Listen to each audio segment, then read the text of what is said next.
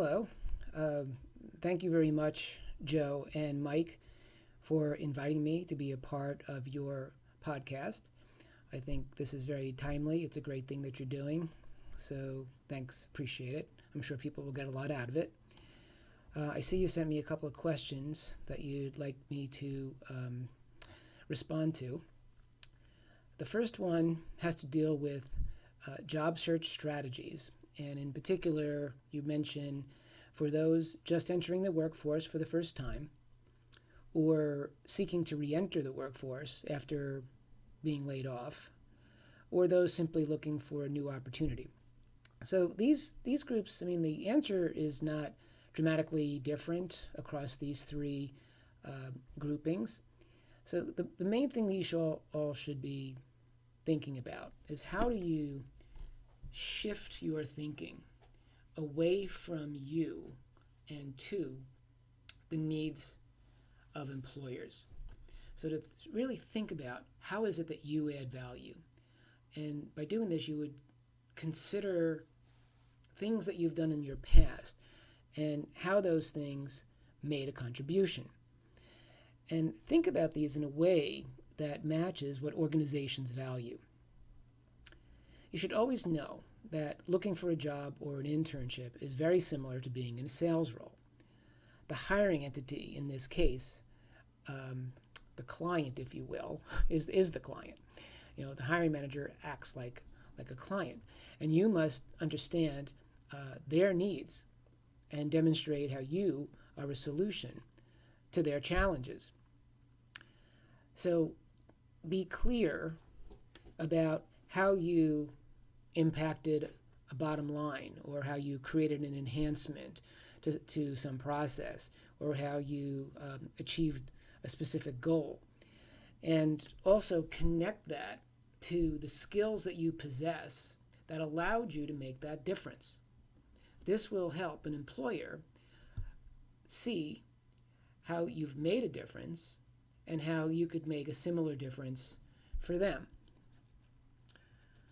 Now, the second question has to deal with changes that our job seekers should be expecting, whether it's a job or an internship, in the quote-unquote new world of work.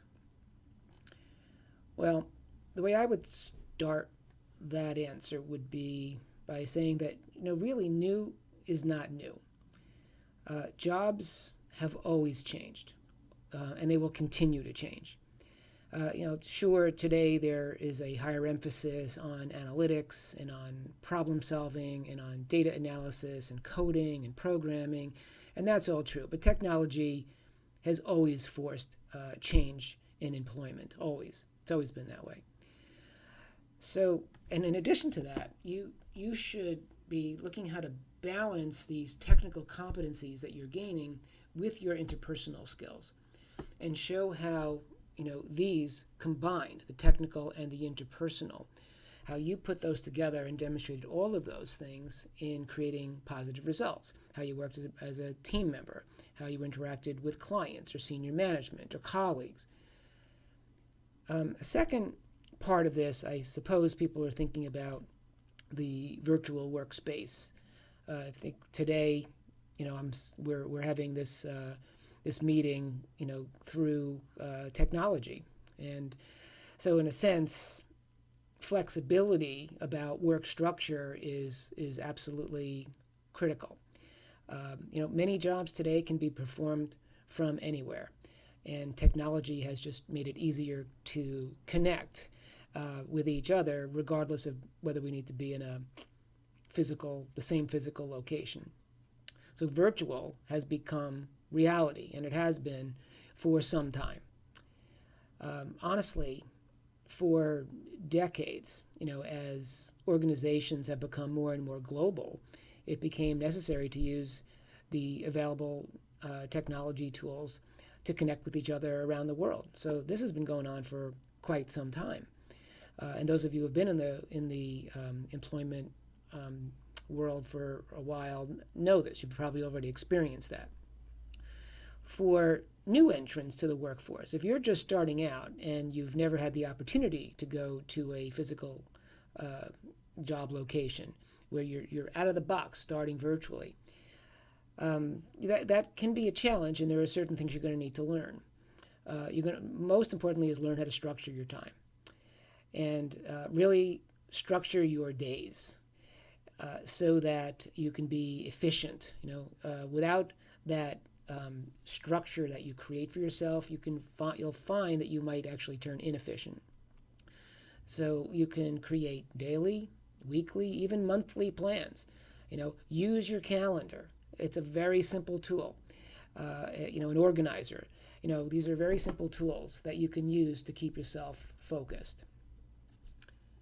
The next question I see is around how to prepare for virtual interviews online or networking. So here I would say, so the medium is certainly different, but the content is not different. You still need to know that you're there to serve the needs of an organization. So when preparing for an interview, it is critical for you to know the organization's goals, their markets, their products, their competitors, their challenges, and also know how the role you want contributes to these goals and challenges. Learn how to listen, really listen.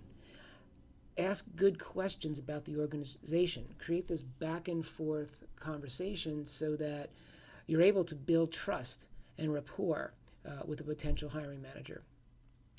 The best interviews occur when you can shift away from the interviewer reading your resume and asking you questions about your resume, evaluating you, and move away from that and into a discussion about how you and the hiring manager together can think through solutions to that organization's challenges. You want to show that you are interested, motivated, and accountable for wanting to achieve their goals. As for networking, you have to keep doing it. You have to keep on networking. The employment world, within organizations, people are using many forums to connect. LinkedIn probably is the one you all know about. It's the most common one. Meetup is a great tool as well, where you can connect with people with similar interests.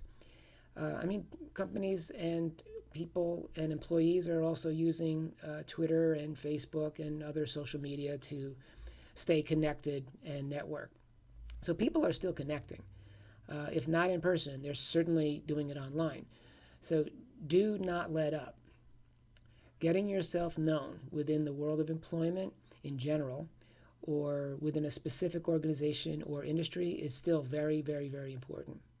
So your goal here is to keep your energy high and to work hard at establishing relationships. And then the last question I received says, what should current students or soon-to-be grads do to prepare for the new world of work? This is probably going to sound repetitive to my previous answers, but know the goals that the organization is trying to achieve. Know what they are, and know that your goal in going into this organization is to achieve their goals. And if you haven't uncovered this during the interview process, like how they measure success, learn it.